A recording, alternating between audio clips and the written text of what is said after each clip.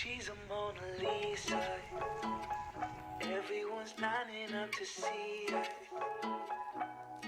She's a Mona Lisa. Everyone's lining up to see her. There must be something about her features. You'll find her beauty goes much deeper once you get to meet her. You see her walking down the boulevard. She got the posture of a superstar. She looks so fly in those Gucci slides. Yeah, I wonder what she hides under her disguise. Yeah. And all the girls around the world, they wanna be her. And all the dudes are trying to score like it's fever. She lives a double life, puts on a show. What's under this subtle smile, we'll never know. She's a Mona Lisa. Everyone's lining up to see her. There must be something about her features. You'll find her beauty goes much deeper once you get to meet her. She's a Mona Lisa. Everyone's lining up to see her. There must be something about her features. You'll find her beauty goes much deeper once you get to meet her. So that was super fun, and I meant it sincerely, and I didn't say it was fun for the sake of the video. I really did enjoy myself. It was my first time of my 22 years that I'm watching my first ever live play. When I was a kid, I don't even know why I made this promise or pact with myself that one day I'm gonna be working so hard, and one day I'm gonna gather or take out an amount of money just so I could go to New York and watch live performances. I think back then I didn't even know. I actually don't even know that KL has its own performing arts center until recently. To give you the backstory, the reason why we went and watched this play is because for one of the courses that I took this year, it's called Drama in School, and for one of our assignments, we were supposed to go watch a live play and then write a theatre review about it. Our lecturer, she gave us two shows to choose from. One is the one that we chose, A Midsummer Night's Dream by William Shakespeare, and the other one is The Tempest. And all of us, I can say, didn't choose Tempest because it's 60 to 65 student price. It was very pricey, way out of most of our price range, to be honest. And we ended up watching A Midsummer's Night's Dream mainly because of the price, and it was 45 ringgit per student. There was 40 of us in this course. I mean, there's more than 40 of us actually taking this course, and we got because we went as an huge education group and we got further discounts, got 40 ringgit per person, and we would have taken the campus bus to go there. However, because we decided to go watch this I won't say it's very last minute, let's say we decided to go watch this on Monday, and the paperwork that we have to go through in order to rent the campus bus takes at least 1 week, and we had no choice but to go and rent a bus from the outside in order to get us to our destination. And it wasn't that expensive. Back and forth, it was $10, so I guess it's okay. And but then kind of wish that we weren't informed about this play last minute so that we could get the arrangements done faster. Anyways, I actually wanted to film this review as soon as I get back to my hostel, but obviously I procrastinated, and now I'm back home because of the quarantine.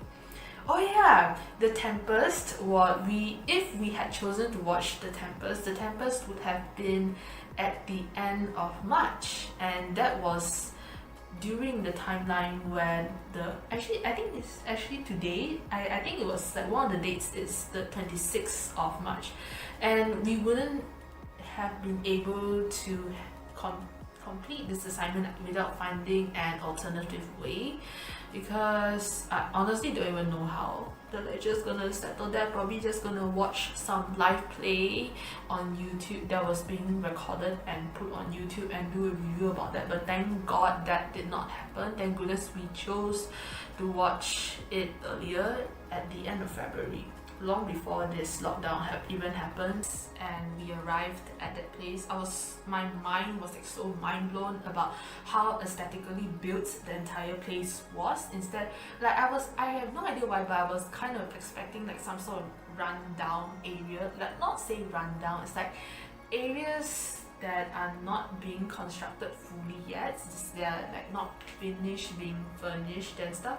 I can basically see like at every corner, obviously not every corner, I was clearly exaggerating, but I can see that at every corner there is an Instagram photo opportunity. We arrived, I think, 1 hour prior to the play, and we had dinner there. I actually wanted to take photos, but then given our time constraint, it wasn't possible, so I could only like take quick photos with my classmates before rushing in to get my dinner. And dinner there was so expensive. I don't know whether it's my cheapskate side talking, but one chicken chop cost $20. I mean, in a way, it was kind of expected, but I still wish it could have been cheaper. So the food was really nice lah, so I guess it was okay. And there was like so many of us who ordered chicken chop, but my friends and I, we are like the first group of people who ordered, and we all ordered the same thing because that was like the cheapest on the menu, I think. And the lunch set was like a lot more cheaper, but it was lunch set, not a dinner set. That's why we took chicken chop, and we waited for half an hour before we got our meals, and we had to gobble up our food because we were afraid that we wouldn't be able to finish the food in time. But imagine the anxiety of the people who ordered after us. Like, for me, I would have just gone up to the counter or the cashier and demanded for my money back. I wouldn't have waited for so long. I mean, there's this lady, I think she's a Caucasian, she was there, and she was one of the people who I think it was her husband she was there with, and they were one of the people who waited for their food with the most time. And she got mad a couple of times. She even like went up to the front there and was telling the person, please, can you like cook faster, can you hurry up, because the theatre doesn't allow people to go in if you're late. If you're late, you're shut out and your ticket will be burnt. Like, it's not like a cinema where you can go in and out anytime you want. It's not something like that. And when I first went inside the hall to watch the play, I was expecting it to like be a very grand hall with cushion seats, like something like a cinema but with like a not cylindrical, like a circular sphere shape. But it was just one room, rectangular shaped room with steps that goes upwards for audiences to sit at. Even I was surprised at the seats as well, because the seats were like plastic chairs. And just before I went and watched this theatre review, I actually went and did a little bit of research myself. I read up the plot of the story, like not just from one sources. I think I read it from like 5 or 6 sources, just so I can like get an idea of what is going on, because I don't want to just like be unprepared and go there and waste my $40 and not understand anything, and worst of all, can't even review anything for my assignment. And I even went I feel like I'm so dedicated because I went as far as to watch a 2 hours play that was recorded and put on YouTube. So I'll just talk a bit about the summary of A Midsummer Night's Dream. The story is of 2 sets of lovers, a love quadrangle, experiencing a bizarre incident in the magical forest, which incidentally was caused by a fairy named Puck, who was sent by the Fairy King to retrieve a magical flower to fix both the mortals and the Fairy King's problems. The Fairy King was in a disagreement of his own with the Fairy Queen, as they both wanted the same changeling child. At the same time, a group of amateur actors was rehearsing a badly written play which they hoped to perform in Theseus, Duke of Athens, and Hippolyta, Amazon Queen's wedding. But Puck, could not help himself and played a trick on them as well. His mischievous act turned everything upside down, and when magic was used to resolve all the chaos the mortals had woken up, they referred to this airy occurrence as a Midsummer Night's Dream. So yeah, that's the summary which I wrote about the play. So here is the start of my review of the play, which you guys have probably been waiting for like what, 10 minutes? I have no idea how long have I been blabbering.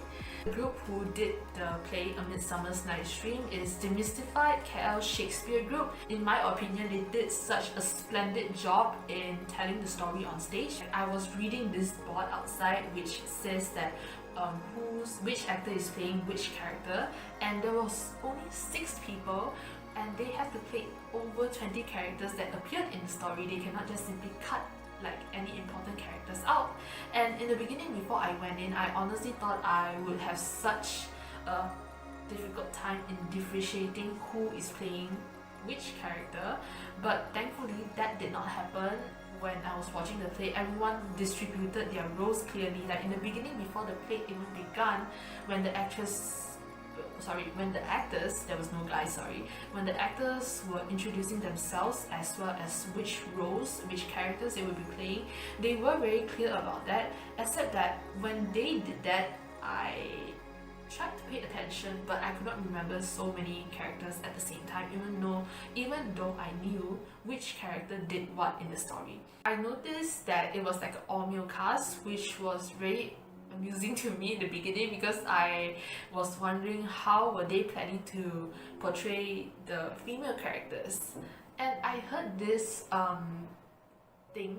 statement from my lecturer from like another course that I'm also taking this semester, is that back when the people were acting out Shakespeare's plays and whatsoever, like hundreds of years ago, the actors, even for female characters, is portrayed by males when they are when they are acting out the live play. So it was like quite an interesting concept that they used.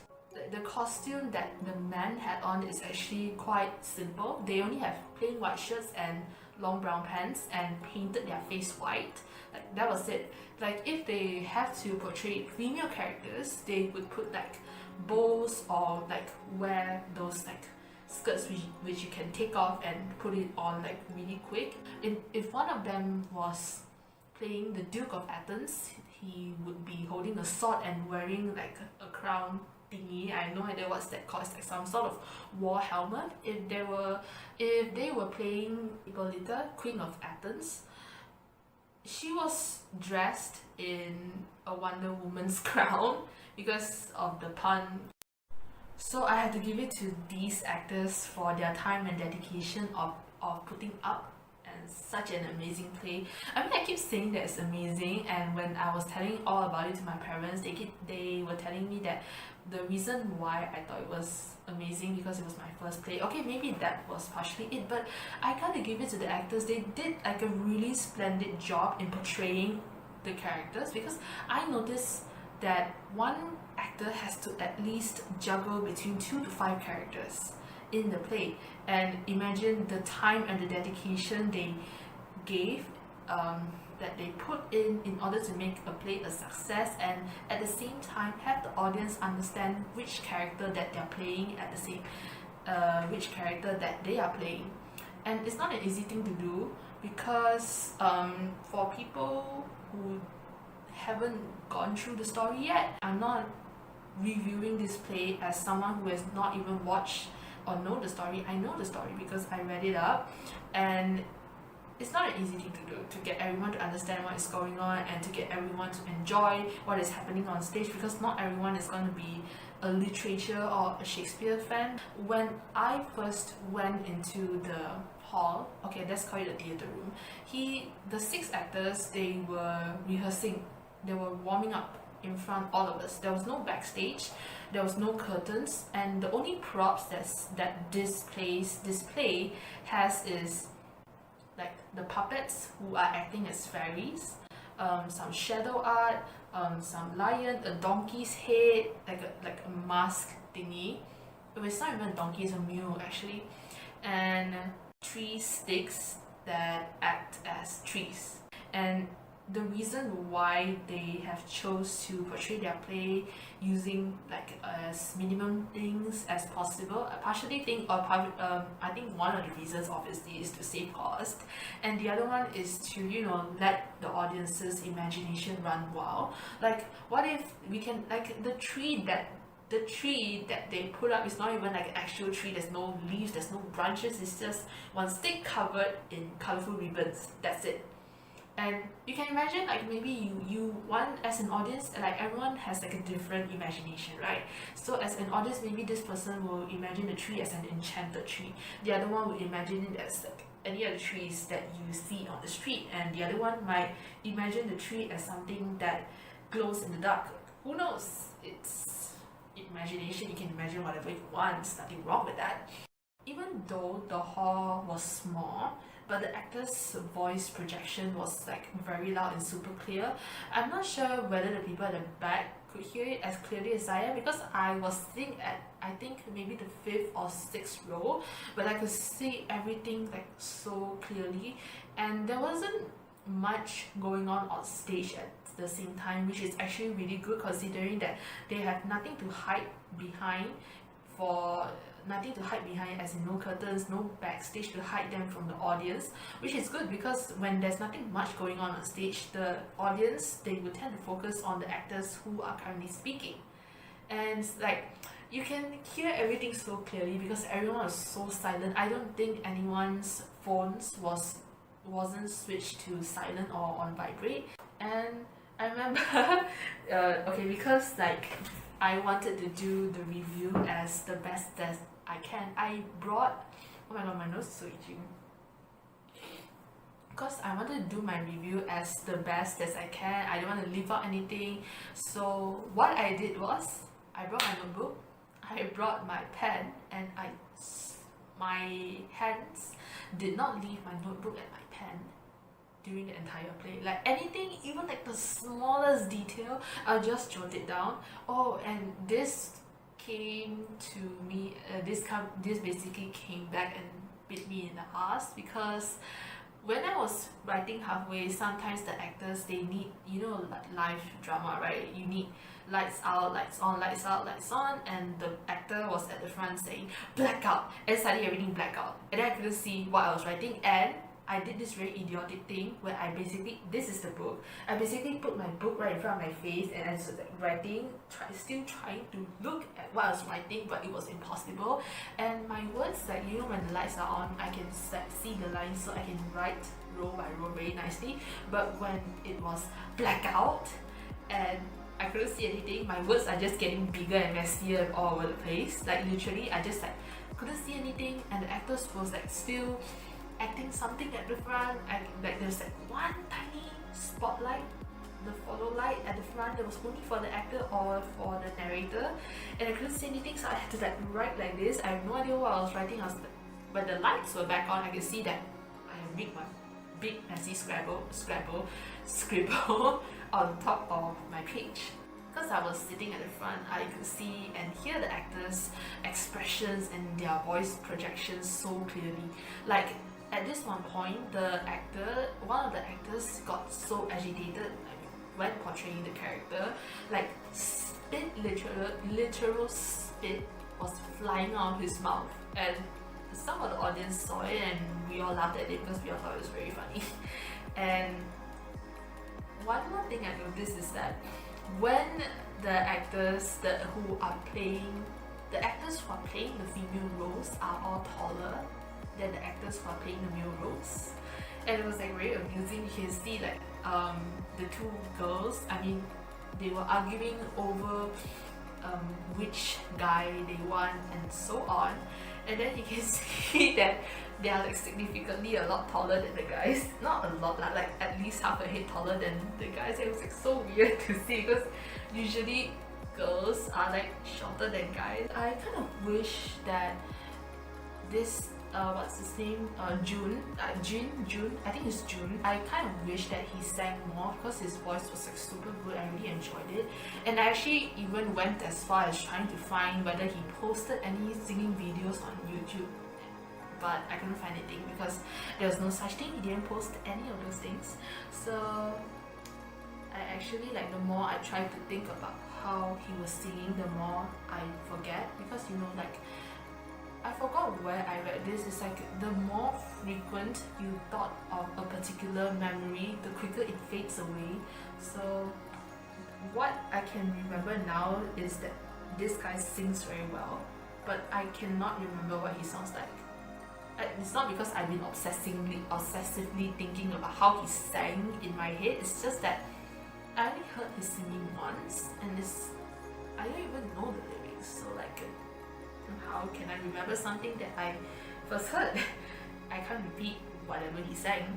One of the things that I really like that the production has tried to slip in is pop culture references, as well as some local cultures. Like local cultures, as in what they did is, like, when there was this particular scene where the group of actors who were supposed to put up the play during the Duke's and his wife's wedding, there was a lion scene, and the actors actually brought out a Chinese lion head, the one that we use for our Chinese New Year for good luck and prosperity and stuff. Yeah, that one.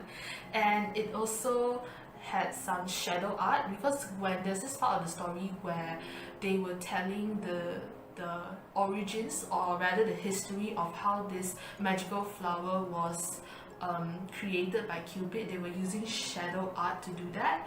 And pop culture references, there was a reference of Frozen 2 song Into the Unknown. You know the 4 sounds that the spirit was singing to Elsa at the beginning of the song? Yeah, that was the subtle pop culture reference they slipped in. It was like so funny, because like not everyone gets it, and when you get, and do you know how, I mean, I'm sure some of you do, like, it's so satisfying to be able to understand the references that they put in.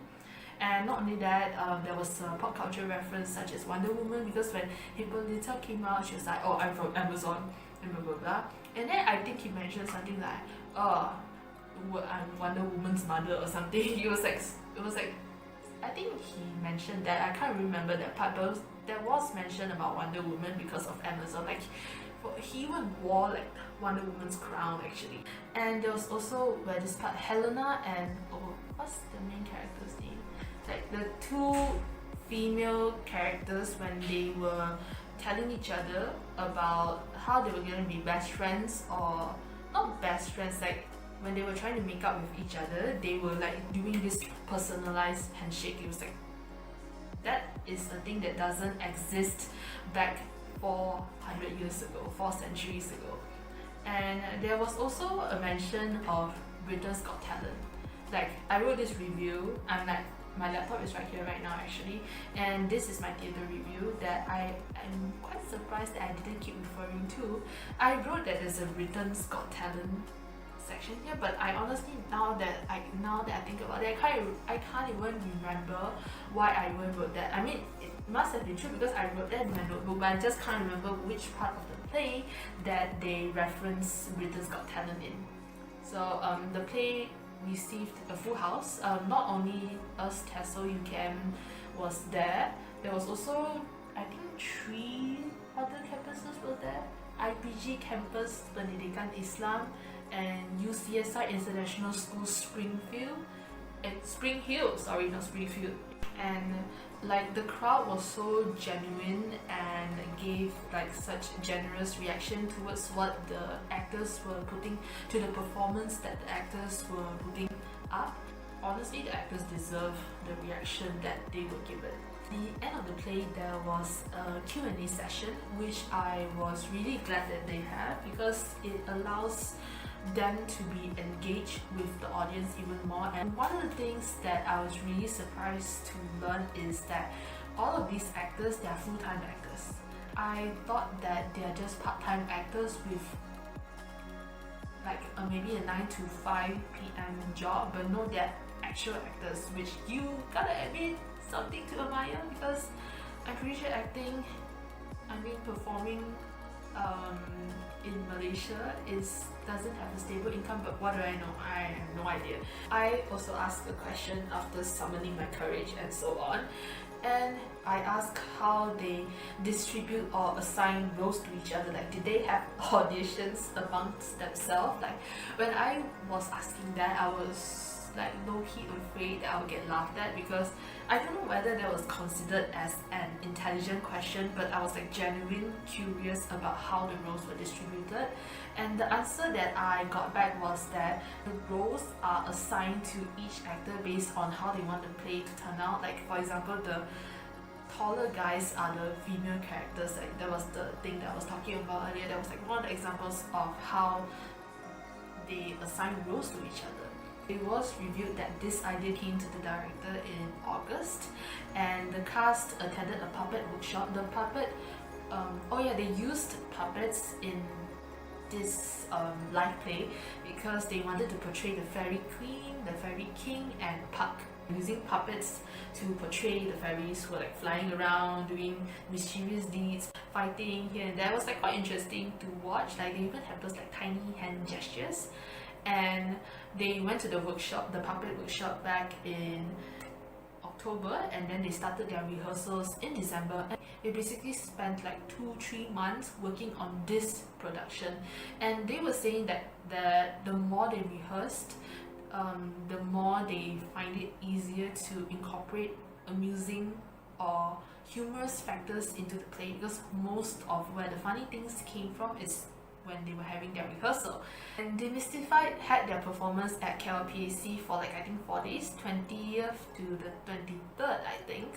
And after that they were planning to go on school tours, which honestly I wish them all the best, because they really deserved it for the dedication at the time that they had put it into the play.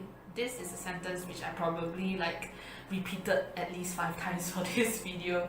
And they also mentioned at the end of the year they would come back or go back to KLPAC to perform this play again.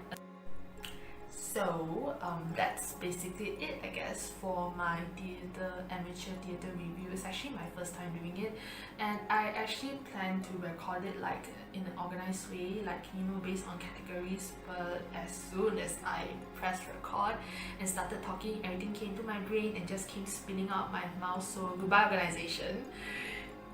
Anyways, I hope that whatever that I've introduced and reviewed about Demystified is good enough to spark your interest to go and watch their production or to watch any live theatres in general, because share the video, support local art. So yeah, thank you so much for clicking onto my video, and I hope that you are taking good care of yourself, especially in this pandemic. Please wash your hands for at least 20 seconds, sanitize everything, do not go out at all until that our government or your government has announced that we are safe to go out. I know it's hard, especially for extroverts who are constantly out and about, but we need to do this. We need to be united as a team, as a society, as a country, for the world to heal and for this, and hopefully this virus goes away really soon. So yeah, take care of yourself. Bye.